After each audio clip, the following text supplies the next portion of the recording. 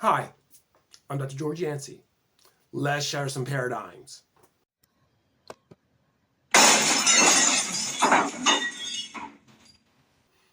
And the paradigm I'll share today concerns white progressive killers.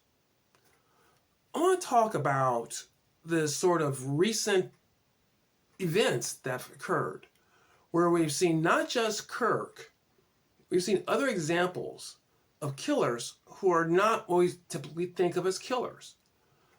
Usually we think of someone who's a little bit more traditional, less educated, and not necessarily progressive.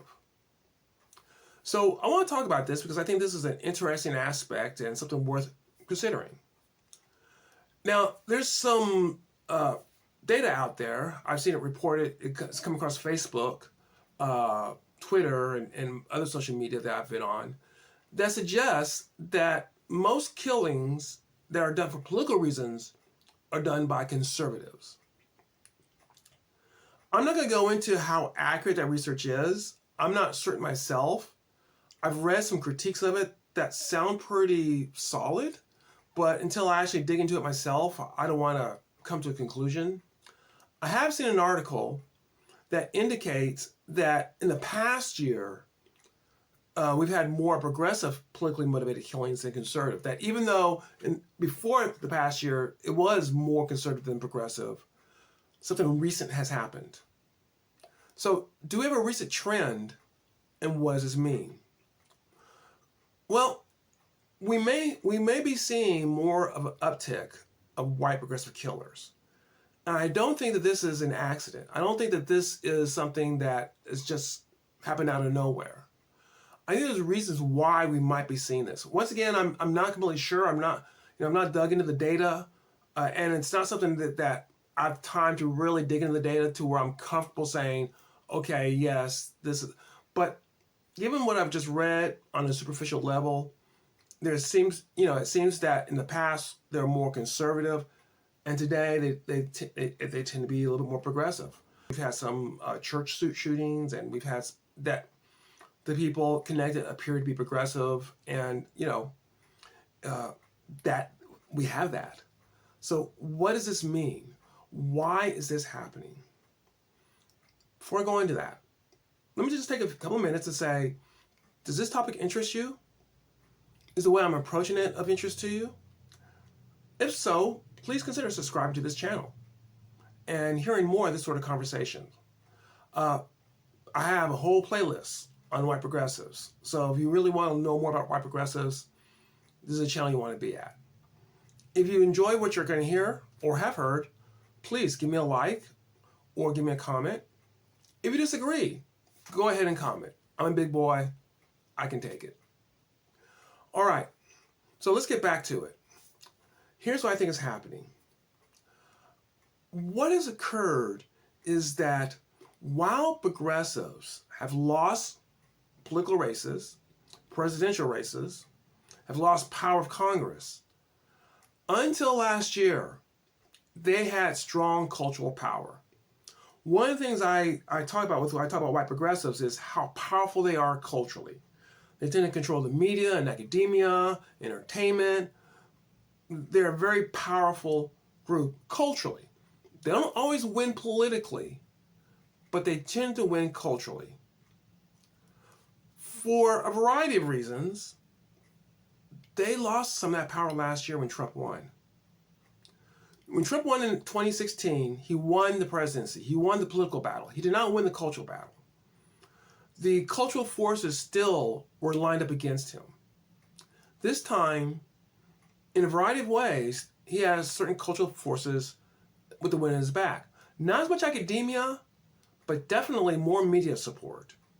And definitely an ability of conservatives to change the cultural dialogue in a way that they haven't had before. Okay, people are politically conservative. They can be happy about that. If you're progressive, it can lead to more frustration.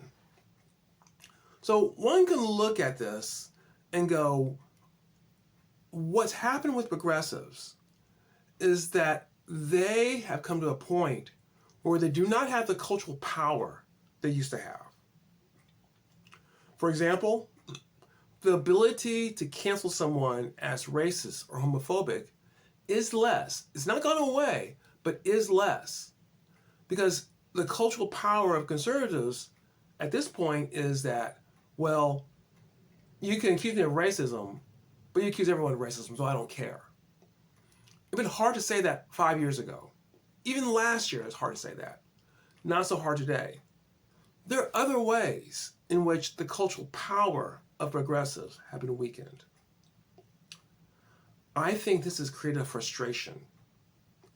One could argue that perhaps the reason why we had more conservative killers than progressive killers until lately was conservatives did not have cultural power.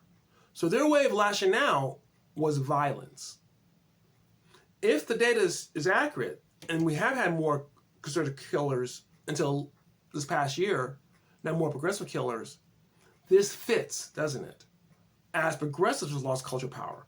And for progressives, it might be worse because they had cultural power.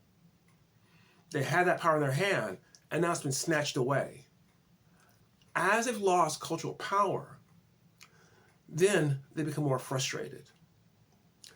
And when you have goals and you can't achieve those goals, you're frustrated, and frustrated people lash out. This may account for the rise of the white progressive killer. The loss of the ability of progressives to control the cultural narrative has created frustration. And out of that frustration, there's a lashing out. In the past, when they were frustrated, they could rely on a media that was sympathetic to them.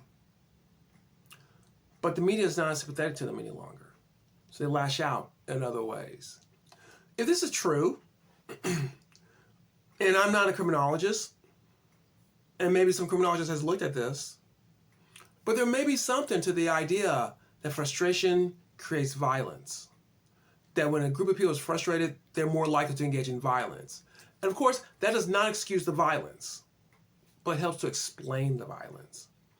And if we can explain the violence, then we can find perhaps some ways of lessening that violence. White progressives may have a hard time adjusting to a new reality. I don't know how long this moment in time when conservatives have a good deal of cultural power is going to last.